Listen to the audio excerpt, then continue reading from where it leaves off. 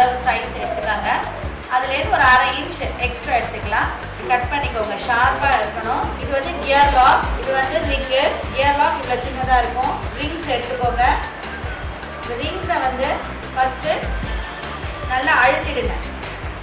கையில் இப்படி அழுத்திட்டு வெளியே வராத மாதிரி அழுத்திடுங்க. இந்த பாருங்க, இந்த மாதிரி ரவுண்ட் பண்ணிக்கோங்க. இந்த மாதிரி அழுத்திக்கோங்க. நல்லா அழுத்தின பிறகு இந்த ஒயரில் போட்டுக்கோங்க. போட்டுட்டு இந்த கியர் லாக்கில் இந்த கியர் லாக் ரிங்கு மாட்டியிருக்கேன். இப்போ நீங்கள் என்ன பண்ணுங்கள், இந்த ரிங்கை வந்து முதல்ல கொண்டு போயிடுங்க.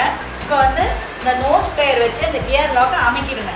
கம்பி இருக்கு இல்லையா, இந்த ஒயர், அதை கட் பண்ணிடுங்க. கட் பண்ணிவிட்டு நீங்கள் இப்போ போக்க ஆரம்பிங்க. உங்களுக்கு பிடிச்சமான கலர் எடுத்துக்கோங்க. உங்களுக்கு கிறிஸ்டல்ஸில் நிறைய கலர்ஸ் கிடைக்குது.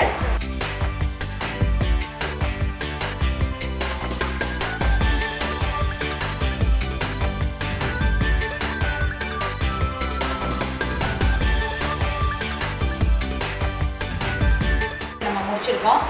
அதே மாதிரி ரிங்கு ஒன்று டைட்டாக வச்சுக்கோங்க. முதல்ல ரிங்கு போட்டுருங்க. அப்புறம் ஒரு கியர் லாக். எப்படி நம்ம ஆரம்பித்தோமோ அதே மாதிரி இதையும் முடிச்சிடணும். இந்த கியர் லாக்கை ரிங்குக்கு உள்ளே கொண்டு போங்க.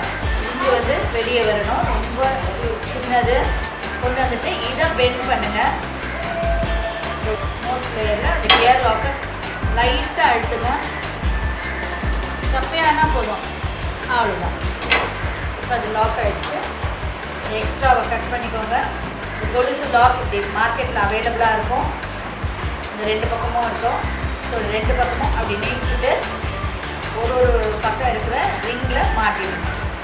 இதுக்கு நீங்கள் இப்போ பேர் பண்ணிட்டீங்கன்னா, இப்போ ஆக்சுவலாக வந்து 1 ஃபுட்டில் போடுறது கூட இப்போ ஃபேஷனாக இருக்குது. இது கூட ஒன்று வேணும்னாலும் பண்ணிக்கலாம். இந்த 2